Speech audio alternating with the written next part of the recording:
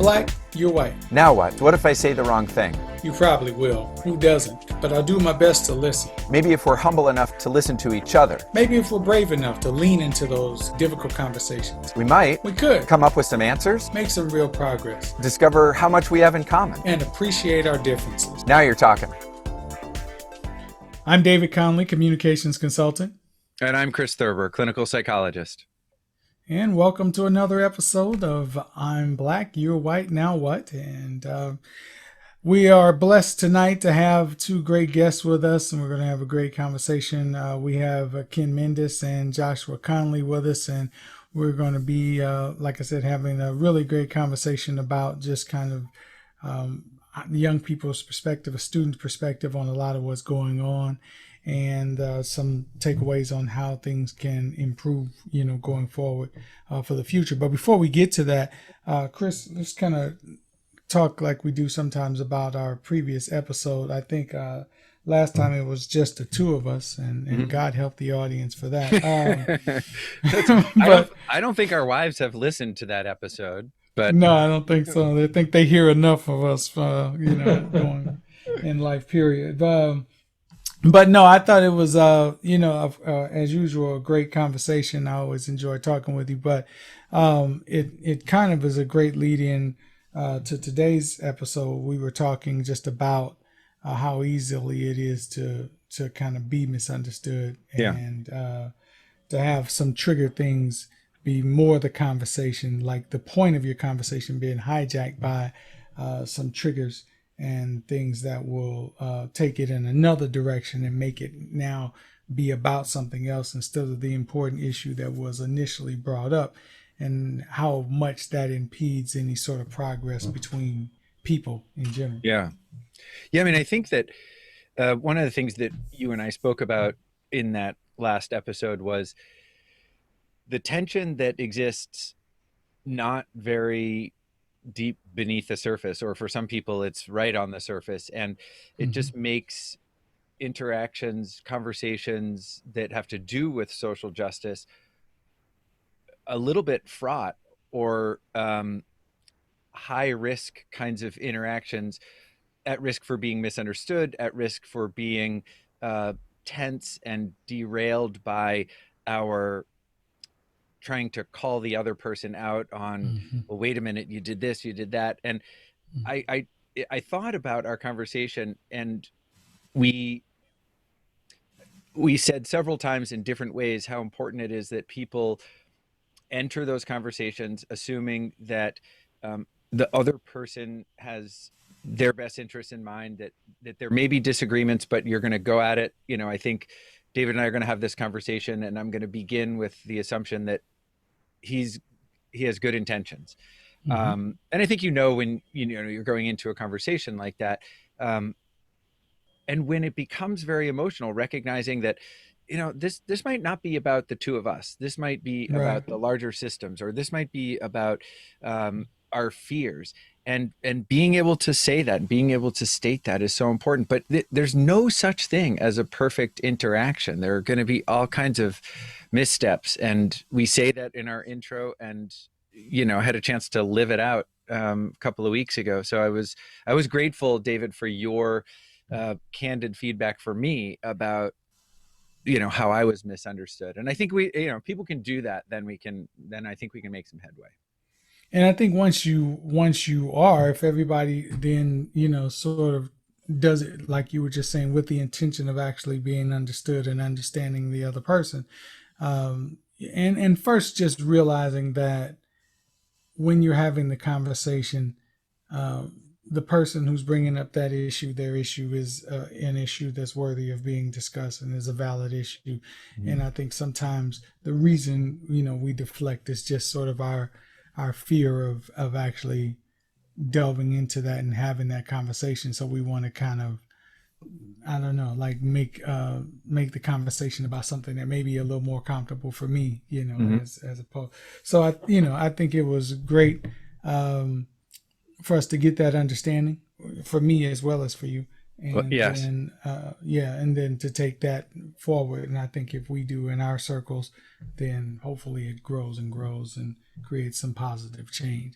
And then more into a segue into this evening, I was having sort of a brief conversation with one of our guests, Joshua Conley, who was saying that that oftentimes he finds that people make sort of knee-jerk responses to things that are said, as opposed to actually saying, hey, let me think about that, or let me go and actually do the research on that and look into it and see if I can broaden my perspective after this conversation for a follow-up conversation, or just to broaden my knowledge, period. Instead, they come back with, some knee-jerk response, and then everybody starts talking out of ignorance, after Yeah. that. And But our other guest, Ken Mendes, and we'll have both of you introduce yourselves in just a moment.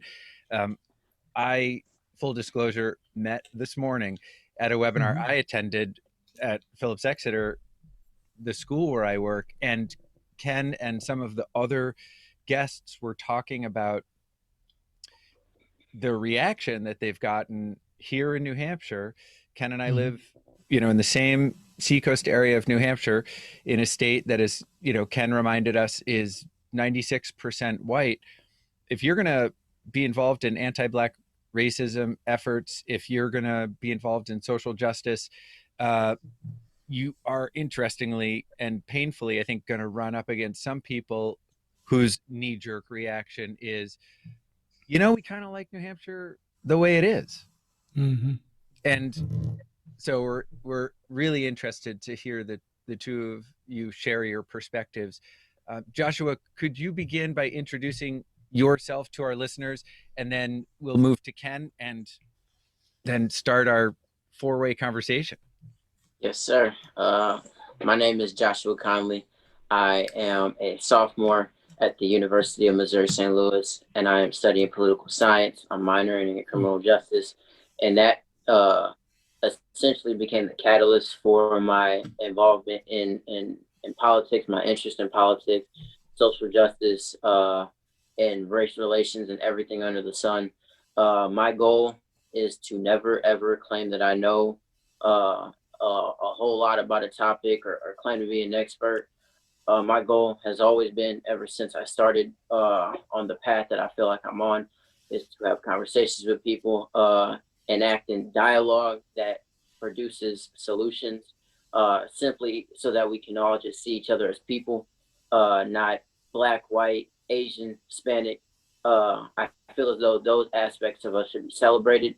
That's what makes life pretty good, in my opinion, is the differences and how we can interact with each other in that sense, as opposed to I am Black and someone else is white. Now we have to be enemies, or we have to be opposition, or we have to be on opposing sides.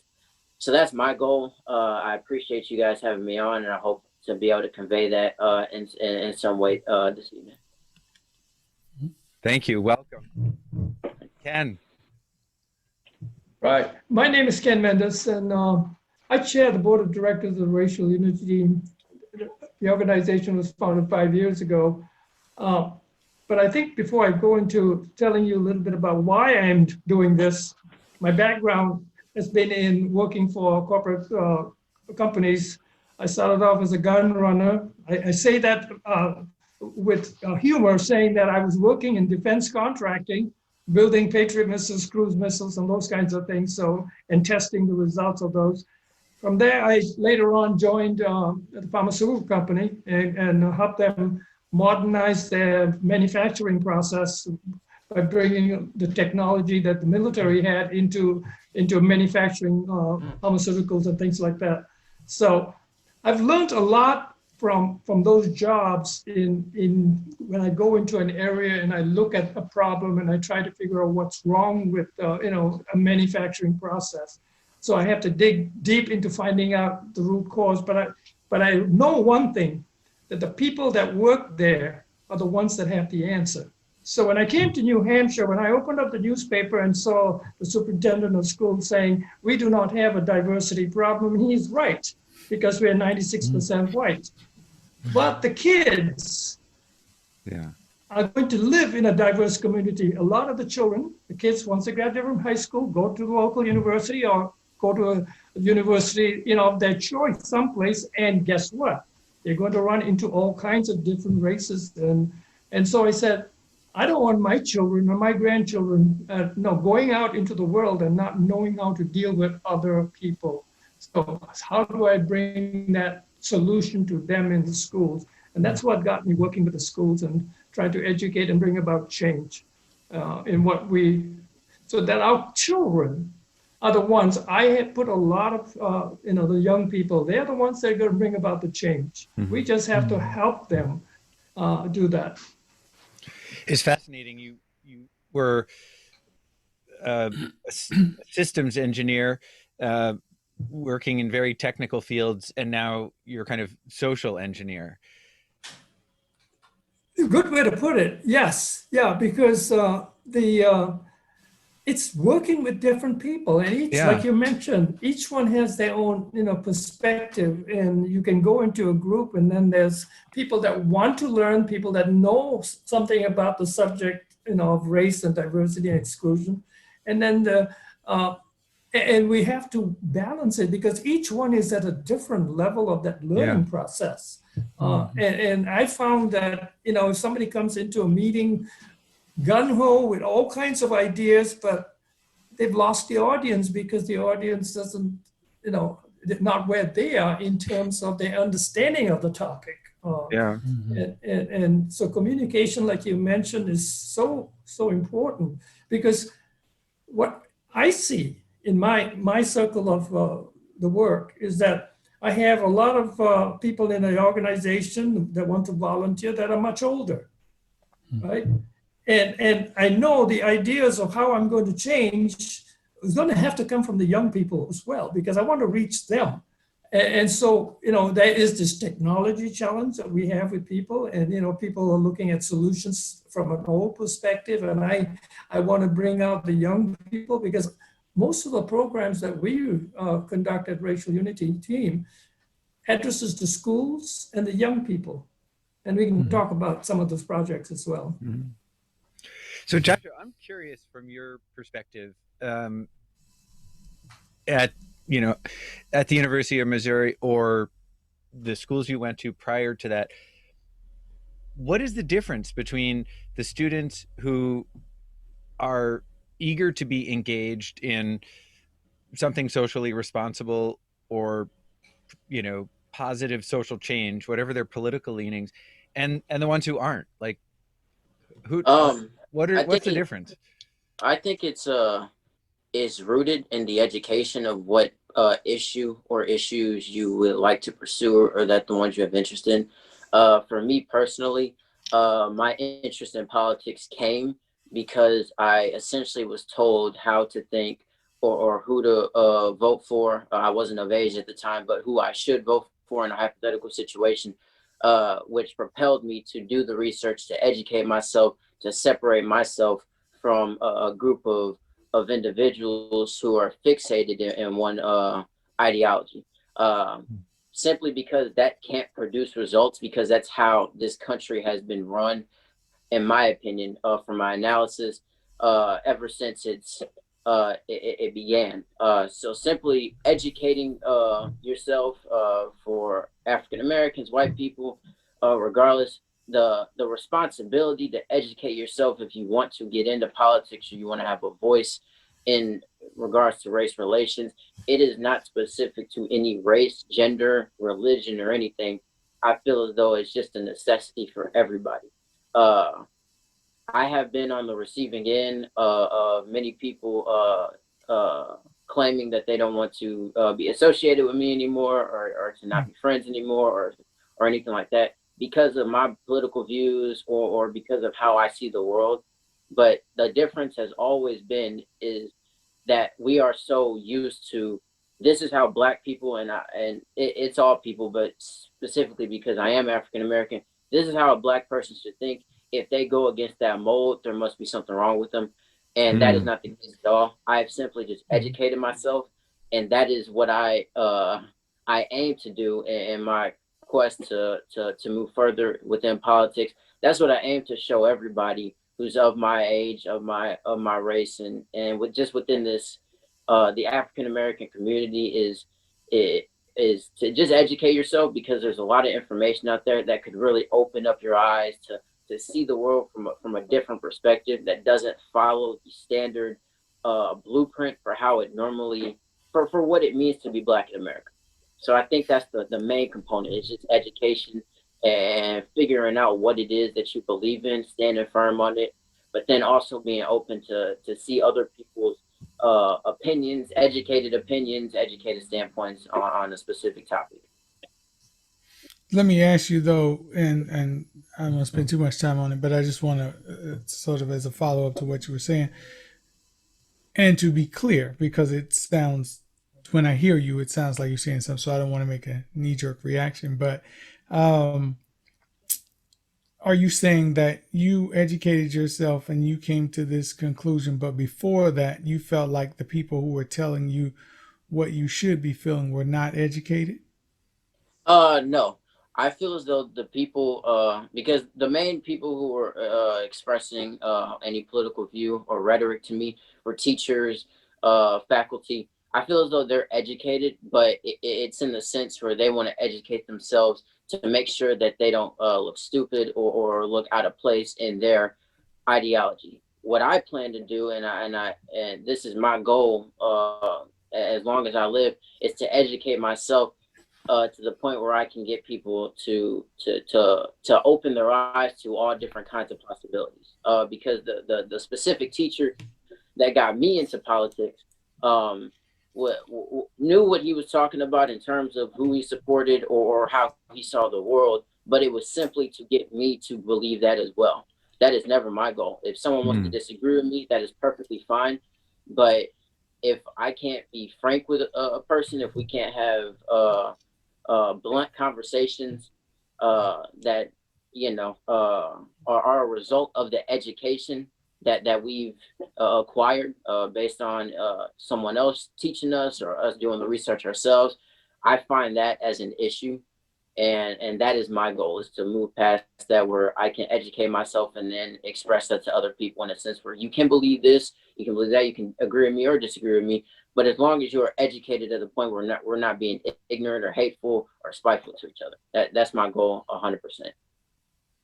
What I find fascinating is the parallels between, Joshua, your openness to other people's perspectives and your passion for gathering information, learning about things, and what Ken said earlier about reading that the former school superintendent in our area of Seacoast, New Hampshire, said we don't have a diversity problem, and the irony of that being, yes, in a state that's 96% white.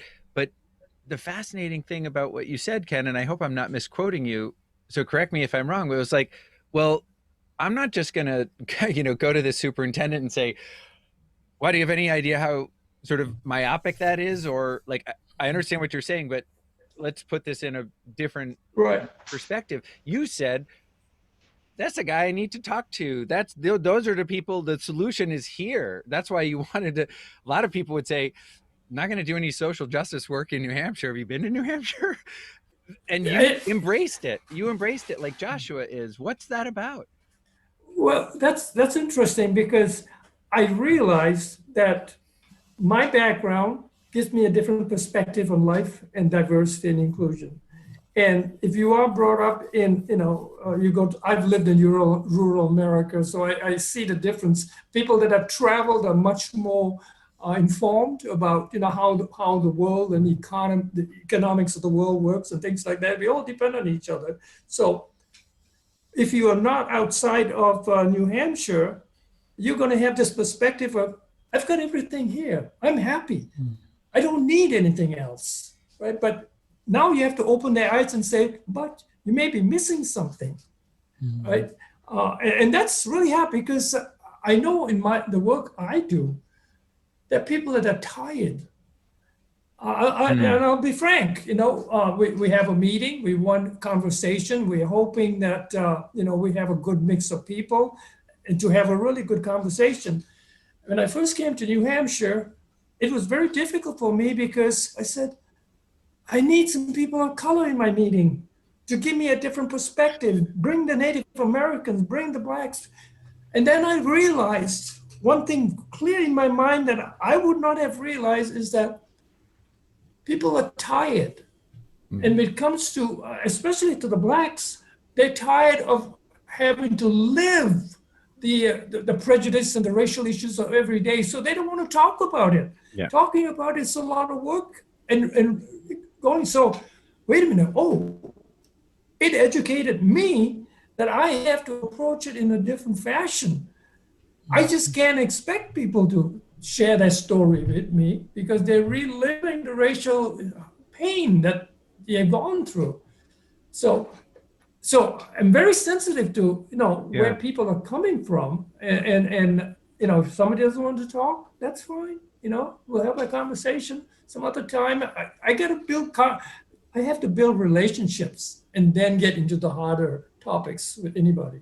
And I found that work because the new superintendent of schools, David Ryan, SAU 16, he's a champion. He understands white privilege. But I know Blacks and myself understand it more than they do because we live that, that disadvantage in life. But so it's people I find at different levels. So you can't really, it's a lot of work. It's a lot of work. For me, it's a tremendous amount of work. And anybody getting into social justice work, it's a 24/7 kind of deal for me. And I'm saying, wait a minute, I thought I retired. Working harder now than I was then. Career number 2. And I have to, I know David's got a question, but I just have to, this is like intermission moment of levity.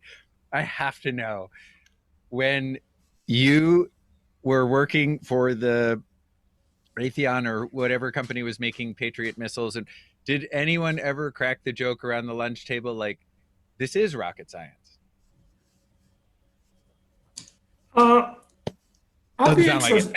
No, they didn't. See, I was in a very unique position, and I think a lot of Asians are in that. They don't know where to put us. We're not Black, we're not white, we're somebody else. So you ignore that person's, and you begin to do whatever you behave the way you really want to. And I've been in conversations that, wait a minute, this is not for me to hear, right? Because they have not recognized that I might be offended for somebody else or for myself. How can you talk that way? It's not nice. And so my job would be to say, you know what, I'm out of here. You guys talk that way, I don't want to be part of you, right? So it happens doesn't matter where you work.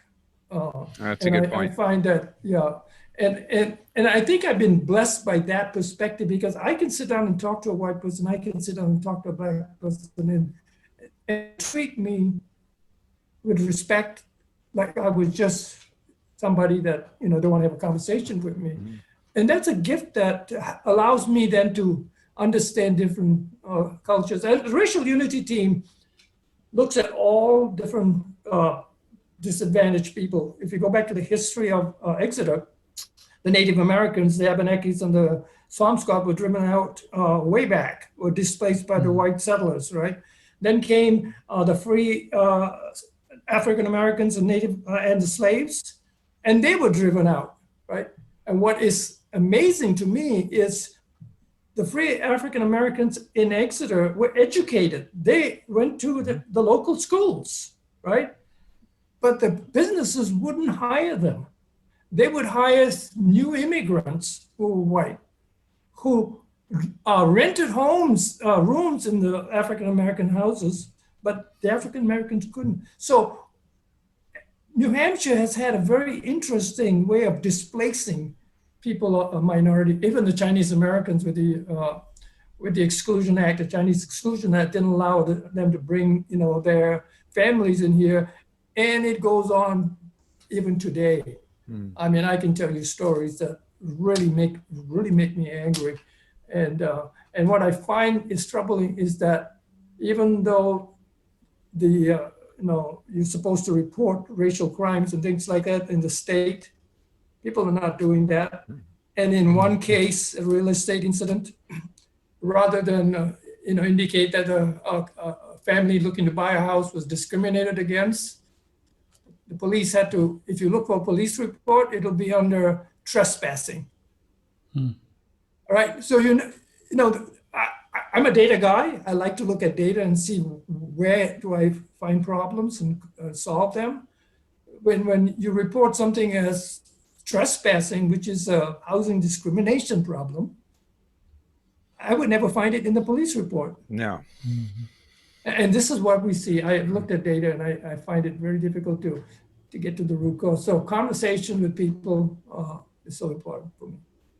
I'm interested in both you guys' processes. So this next question is for you, you both, but just in the ways that you described already. I'd like to ask Ken, what kind of programs are you guys doing in the schools there in New Hampshire? And for Joshua, that similar question is, when you start talking about research that shapes your view and your perspective, I'd like to know, what kind of research that is, or an example of a situation where you were told you should be thinking this way, but you did some research that showed you something else and changed or shaped your worldview. So Ken, first, what kind of programs are you guys doing there in New Hampshire, and what kind of impact is that having?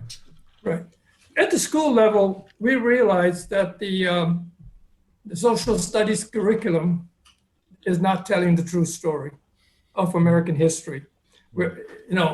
If you look at the social studies curriculum, it excludes the genocides of the Native Americans. It excludes the genocides of the African Americans. Nothing is talked about in those.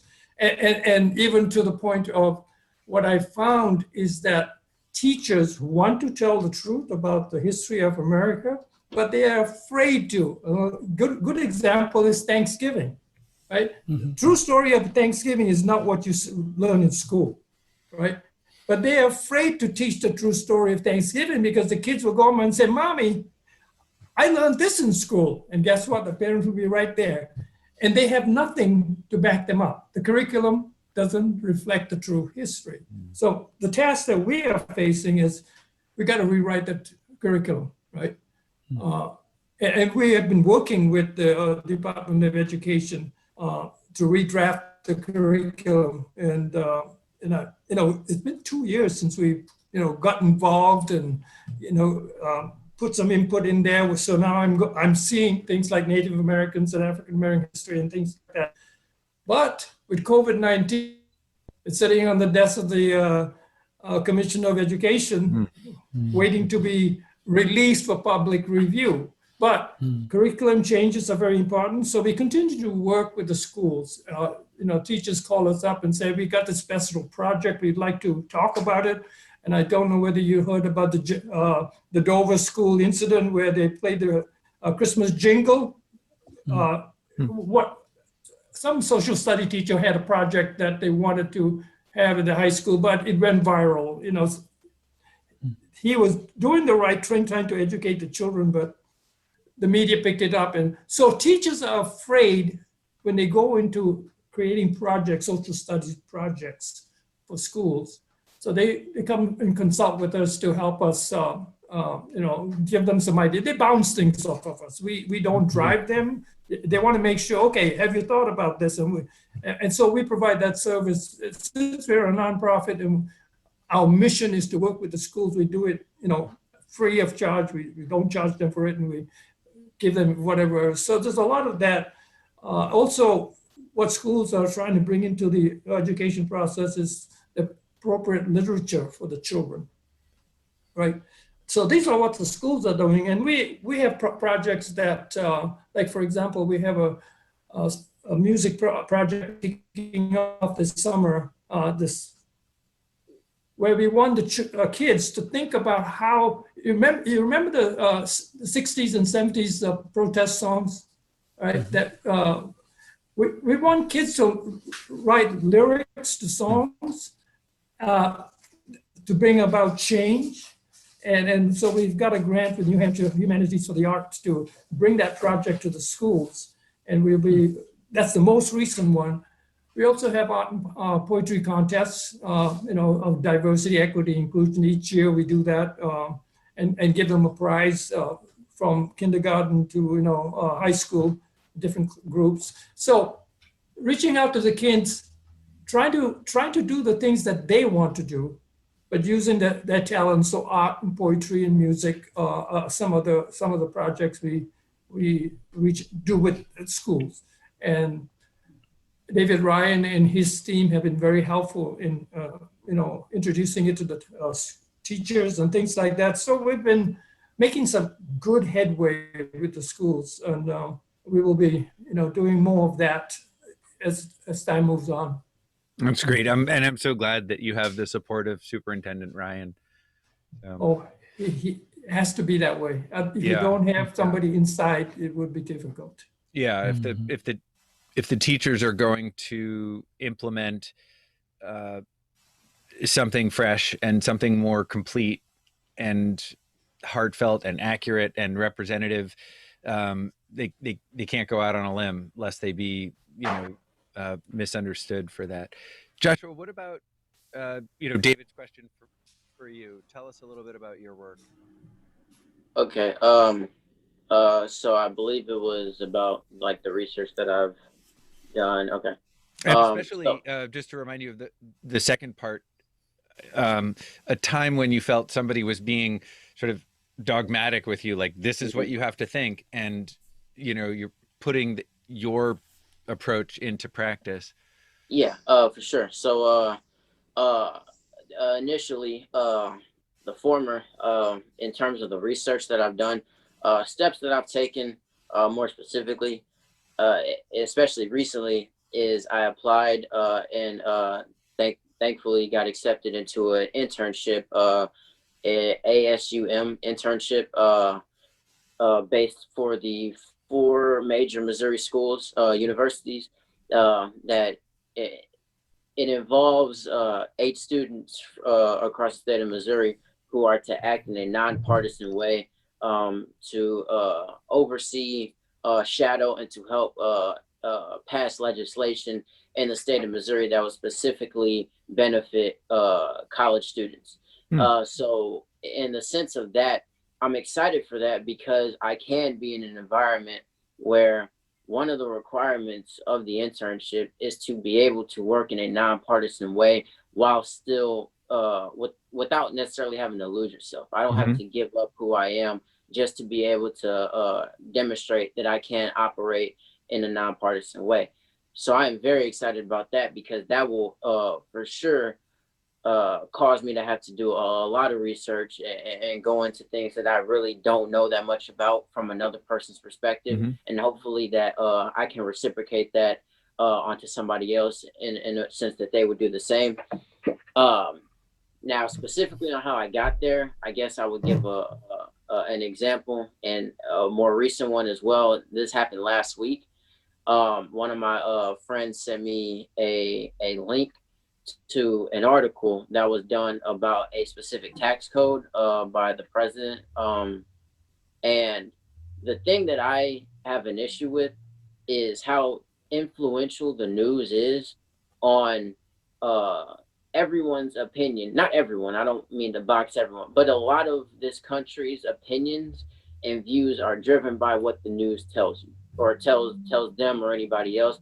The issue is that it's so partisan that but their claims are to be unbiased and that they're the most trusted name in news, whether it be CNN or Fox or MSNBC or any of the major news outlets, where they claim to just give the facts, yet they're so skewed that it becomes very dangerous. So in that sense, where I was sent that, I believe it was, I have it pulled up here, it was an article by the New York Times where they were discussing a tax code uh, that was passed by Donald Trump, and it has some information that was skewed. Now, if I'm gonna just be as transparent as possible, I try my best to stay in the middle of the political spectrum because I think that both things can be taken from both sides of the aisle to formulate a better America. I don't think that it is, at least from my perspective, I couldn't see myself far left or far right, which means that I will do my due diligence to make sure that I know everything that there is to know about the sitting president, about a mayor, about a governor, despite their political affiliation and despite the public opinion about them. And that same thing applies to Donald Trump.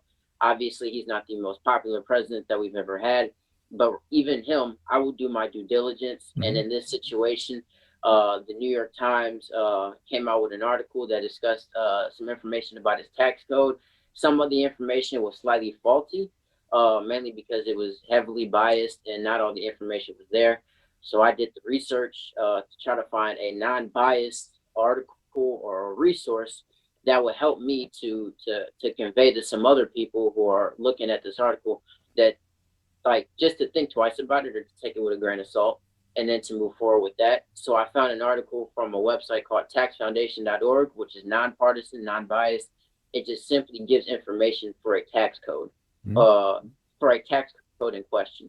So the article that I shared on the discussion board for the article, the New York Times article, I shared a link to that article where it essentially debunked the information that was in the New York Times article, or at least aligned it to the point where it's in the center. Therefore, it has no bias, and you can take with it what you will.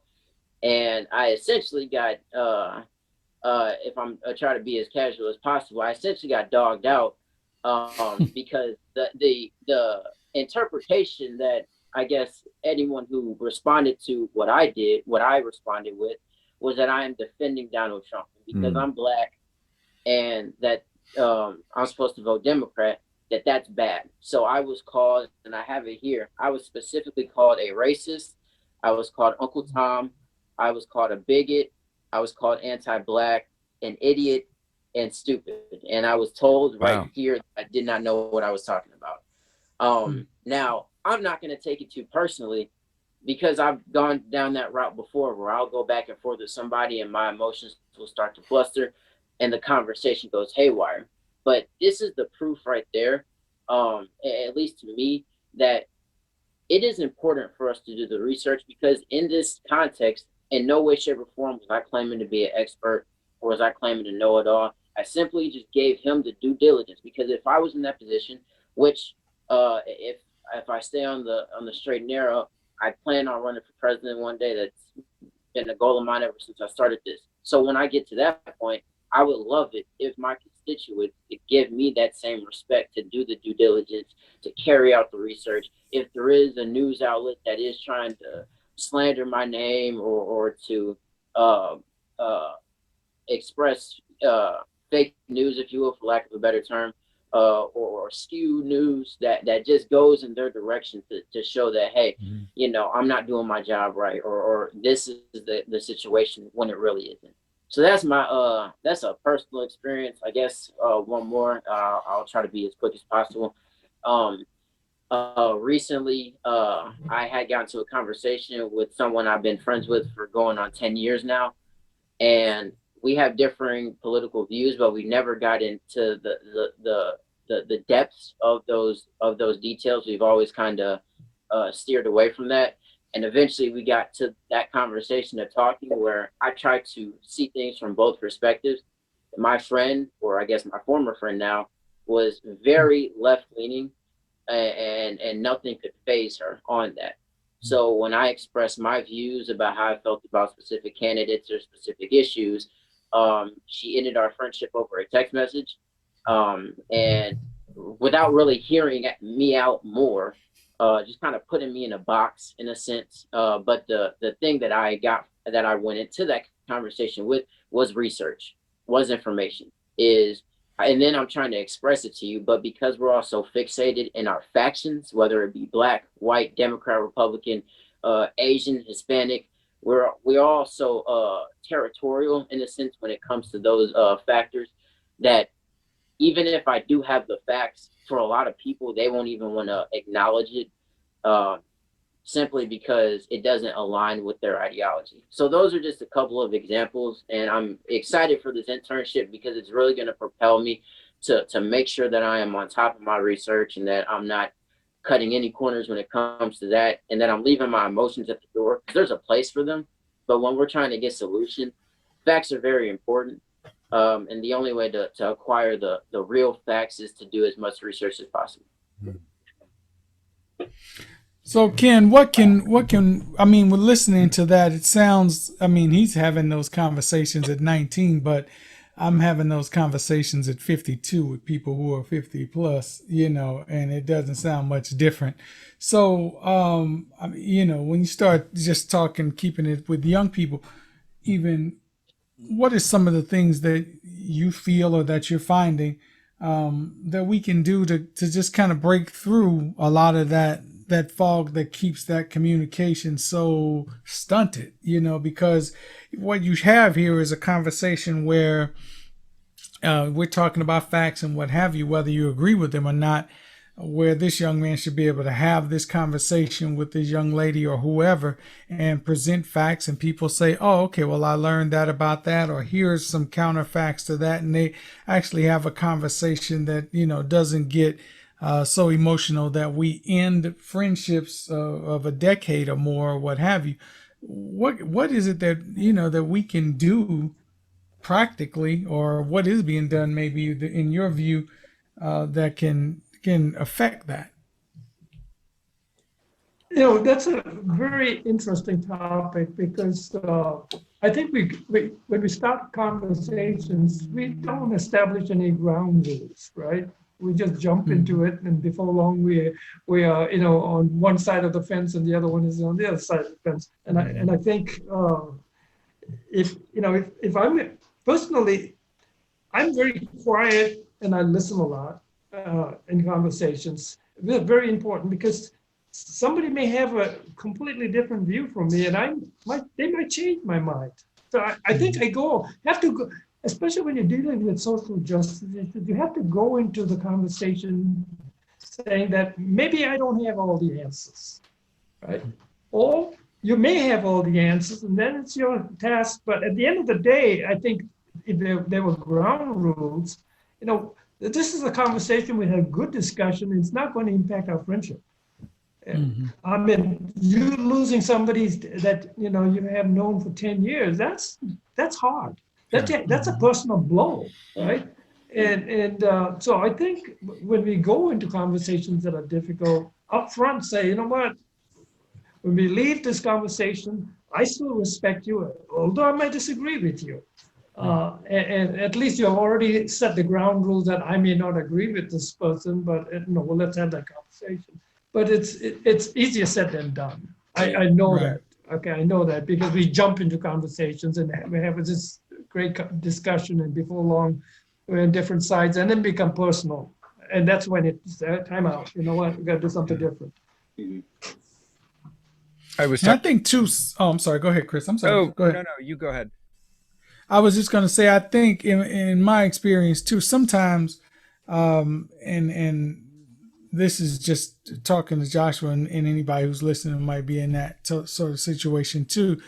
I always say, what Ken says, I don't sound as wise saying it, but I always say that too about the ground rules, that you kind of need to do that up front. But a lot of times, like you said, we don't, we just kind of jump in. But somewhere in the conversation, you can sort of see that switch coming. At least how I gauge it is they'll say something that I say, oh wait, I disagree with that.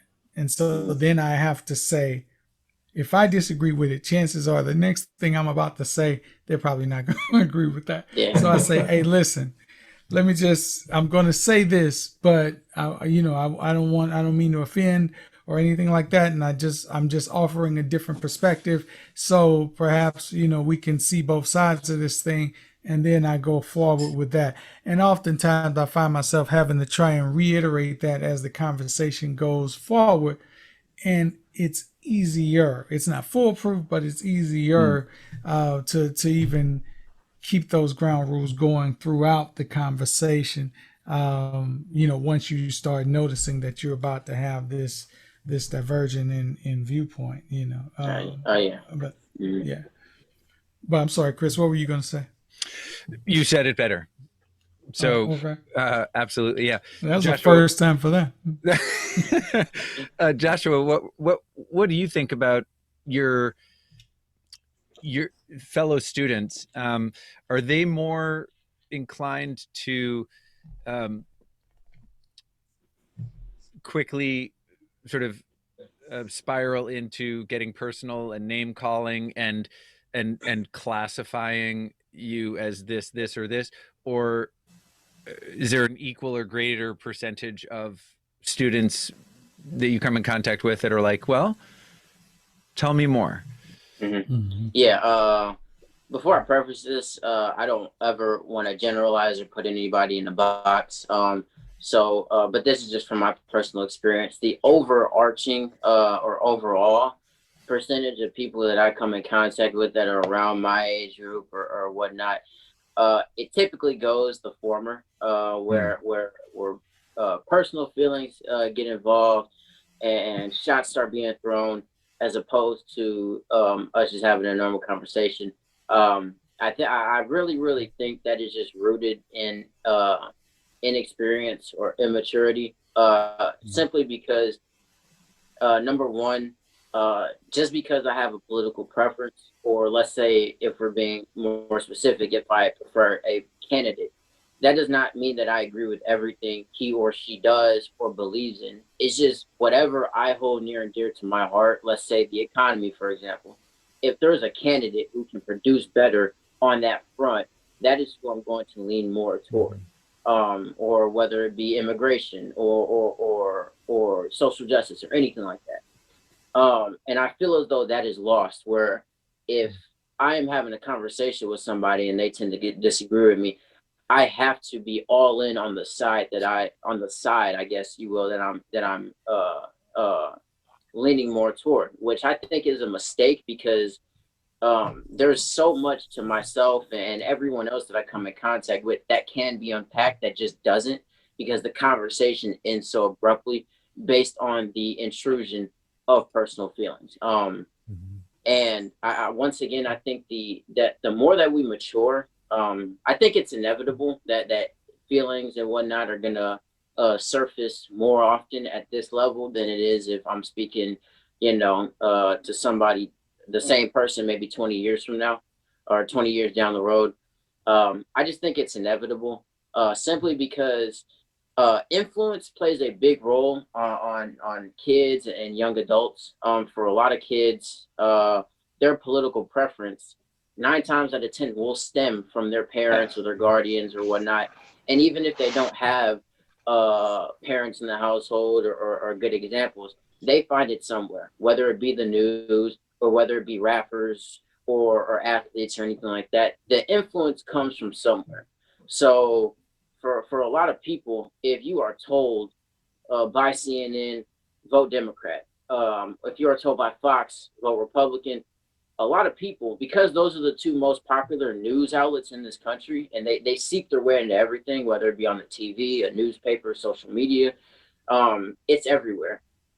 They have the most influence, and I don't think that it can be changed until either people have that, the majority of people have that awakening that the media has so much influence, or influencers have so much influence on these communities, or until somebody, for lack of a better term, checks Mm-hmm. these media outlets or these influencers, because it's in music, it's in movies, where you're told how to behave, where you're told how to think, you're told how to vote, you're told how to interact with people.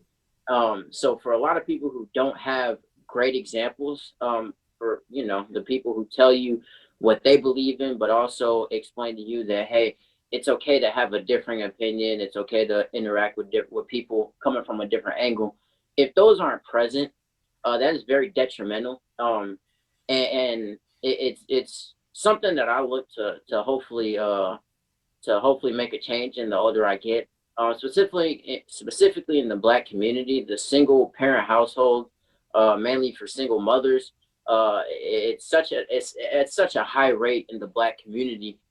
It's very detrimental for children, not all children, but for a lot of people to have that influence where there's a good example around them.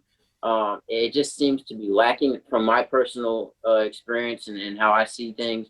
It just seems to be lacking far more than it should be, and that is something that I hopefully look to mitigate as I go on in my life.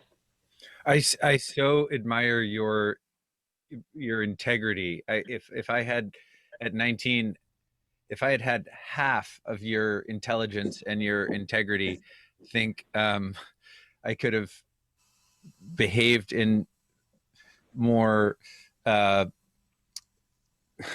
how do, I don't even know what the word is. I think I could have done more uh, good and contributed more to my peer group.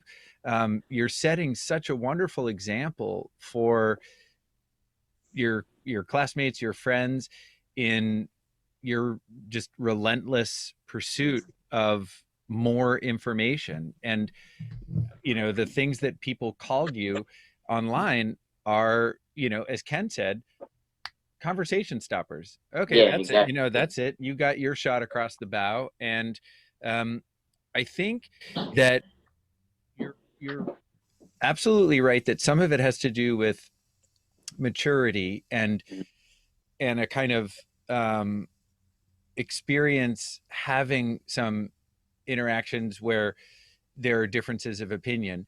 I Mhm. also think, and Ken, I guess uh, I'll ask you to respond to this because you're older than Joshua.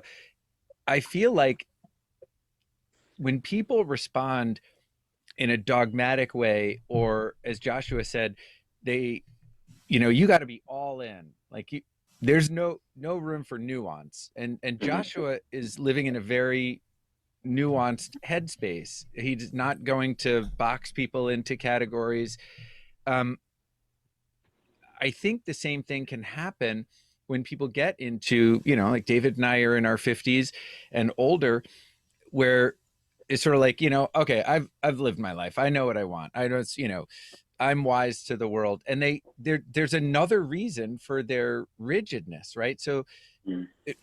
Ken, what do you do when you encounter, people who are my age, David's age, or older, and they're just in this kind of fixed mindset where there isn't room for nuance? What do you say to them? Good question, but I want to follow up with a question with Josh, then I'll Yeah. get back to. What was interesting for me is that you talked about people looking at Fox News or CNN, and I always thought that, and my question to you is, I was under the impression that the younger people were much more broad in their viewing. They do a lot of reading, and Twitter and these kinds of things. So they're getting information from all over. And when you go back to the older generation, they are fixated on one source of information. And so I can see that happening where, people of my generation would say, you know what, this is the way it is because I got one source of information. But I got the impression that you're saying the same thing happens with the younger generation as well. And even though they have this wider perspective and sources of information to have to fact check some of the facts that they're hearing someplace. Uh, Mhm. so it would help me because I struggle with that. Because, Mhm. in the work I do, we have a mixture of people. And Mhm. if the older people are not using the technology and I have people that are not using the technology, and then you don't really have a true picture of the Mhm. situation that we are facing. And so for me, what you were saying, I said, is this happening with the younger people too? Yeah, I could. Honestly, I think that people do get a broad selection of news or information, but because of how readily available, like especially social media, because of how much of a powerhouse it has become over the last decade or so, It's so easy. It's so easy to go on Twitter and see a headline and then stop it right there because there's a million more right after it. So it takes a lot, and it's ironic because of how easy it would be to just click on an article and read it. But it honestly does take a lot to look at a tweet, to read the headline, then to go to the link, then to look at that headline, then to look at the byline, then to look at the date, and then to read it all the way through. A specific example is at the start of all this coronavirus stuff. I think I saw it maybe back in like April.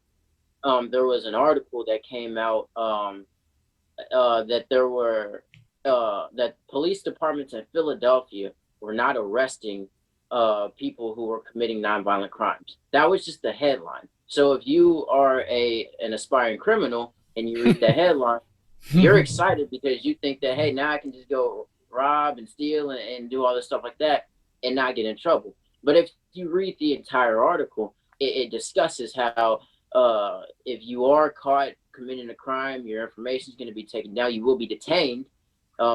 Since there is a difference between being detained and being arrested, you will be detained. You will not be arrested. Yet once we have the go ahead to go forward with that, we will then put out a warrant for your arrest. That is what the article stated. But I had about maybe 5 people send me that article, and it's like freaking out because they think that anarchy is gonna fall upon Philadelphia and then create a domino effect across the United States of America, where people are just committing crimes and not getting arrested for it. But because it's so easy to just look at that and just move on to the next headline, the next one that talks about something completely different, it just drags your attention to somewhere else, that it almost becomes very difficult in a sense to read an article, to get that information, and then to go to another article from possibly an outlet that is across the aisle that might be discussing the same thing, and to just compare the two. So this generation does have a lot of information readily available to it, but that it should help. But at the same time that it should help, it makes it a lot more difficult to actually, get that across. That is fascinating. Yeah, you mentioned the snippet of, the headline. How am I going to get this reader to read this article? Or you throw that little headline. Exactly. And that's an old trick that reporters have been using forever to have people read their articles. But exactly, just to get the clicks, because I don't even think if you go on an article, it can track if you actually read it. As long as you're getting clicks, as long as you're turning on the news and it documents that you were on there. You could have been on there for 2 seconds, saw a headline that the world is on fire. They could have been talking about a globe, like a plastic globe that someone set on fire, but that's the headline. So you move on and you form a thought pattern of how you should proceed, and it just becomes very dangerous from that right. Yeah, in the work I do in terms of communication, I have a lot of retired people because they volunteer, and I get all kinds of articles on the New York Times from people that on subject matter, and then I have a group of people that really don't get into any of the social media outlets, so they're not getting the whole picture. And then the younger people have the snippets. They want information quick and fast, so now you got to pull all of this together. And the other thing I notice in the work I do, most of the women are involved in social justice work. A good 70 to 80%. The men have no interest. We had a seminar on colorism. Colorism is a phenomenon that has been around forever, where within a race, right, the lighter you are, the preferred you are. And this is not just an African American issue; it is a worldwide issue. Right. So I've been telling Joshua for years. Yeah, it's a worldwide issue. So the lighter skin you are of a certain race, the more preferred you are. Okay, and it helps you in so many different ways. Okay, so women are interested, and mostly it's the women that are more concerned about the color of their skin, at least from Asia and places like, and I know in the U.S. too. The men are not so much that, but within that, social structure, you have these kinds of communications going on, and people are, jockeying for position, and it becomes the whole subject of social justice is becoming more complex in today. It's not so much black and white. And now you bring in the Asians, you bring in the Native Americans into the community, and that's why, for me, I think if you understand your ethnicity, and this is where a lot of people of color do. For white, there's one race, white, but if you think about it, the whites have an ancestry that's very unique. And if we could get people to be very, when I took a DNA test, I thought, I was born in Malaysia, but that doesn't tell the whole story. My ancestors from Sri Lanka. So Sri Lanka is an island to the south of India. So, and my name is Mendes. Okay, Mendes. Wait a minute. That may be Portuguese or Spanish, right? Well, the Portuguese were in the Far East in the 1500s. 150 years, the island of Sri Lanka was dominated by the Portuguese, right? So maybe, and I always thought that I may have Portuguese blood until I took a DNA test. 96% from the subcontinent of India. No European blood, no Portuguese influence, nothing. What it did for me is gave me pride in who I am. I got my roots, so to speak, right? I got it defined for me. And it gave me a completely different perspective on the person I am. And I think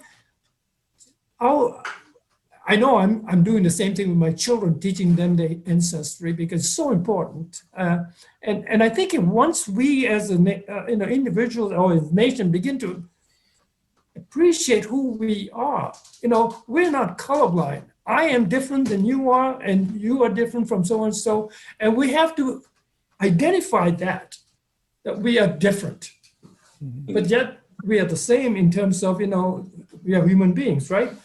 Exactly. So don't hide the color of your skin. Don't, say this, I'm colorblind. When it comes to social justice, saying you're colorblind is not addressing the issue. That communication doesn't work anymore. And yeah. So it's I'm sorry, go ahead, Ken. No, go. It's interesting from my perspective, and I want to share that with you because it energized me in the work I'm doing now. Well, that's what, and I can tell, and I know we're almost out of time, but my closing comment will be, again, how inspiring it is to listen to Joshua, to listen to Ken, and hear the enthusiasm, the energy in your voices. Again, whether you're, a freshman in college or university, whether you're retired and you're doing, Ken, you co-founded this 501c3 that's working with the public school system to revise the curriculum and provide consultation to teachers. But what I'm struck with and so impressed by and so grateful for is the willingness that you both have to go into depth and to not prejudge. That's the word prejudice, right? We're just going to say that this is what it is based on more superficial characteristics. Like Joshua's talking about he and his peers have access to a broad range of information, but not very many people are going into great depth to learn what's really the story. And I hope that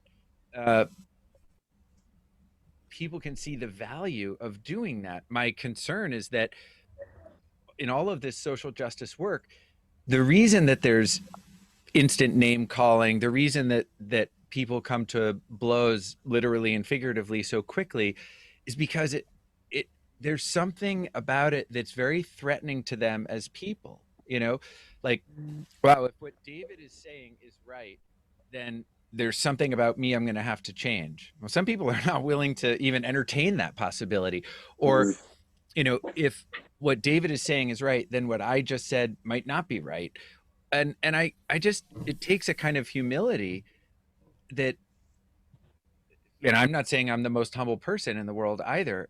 I'm just saying the more that someone has that openness, the more chance we have. But boy, if you're not fighting to understand and instead you're fighting to win an argument, I think your your ship is sunk from the beginning. But now I'll be quiet and let David close things out, or you may have another question. But you guys are fantastic. I'm really inspired. Let me just say I appreciate both you guys, and like Chris said, you're both inspiring, especially from different perspectives, and I appreciate and am happy about the work that's being done on both fronts for our future and for young people, and so that's great. But I will say a couple things. One, I think when you're dealing with some of the issues that we're talking about, it's important to understand, and a lot of times we want to forget it, just the monumental emotional weight that comes with race relations in the United States. Oh, yeah. And for people to think that some legislation or something like that will wipe that away, get rid of it, and all will be right with the world without addressing the hearts and minds of people, I don't know, there's something that's sort of anemic about that approach. So I say that to say, when you go into these conversations, you do have to understand that some of the knee-jerk reactions, some of the name calling, some of the vitriol in it is because it's a very emotional issue for people, and emotional to a depth that is beyond their age, that beyond their time on this earth.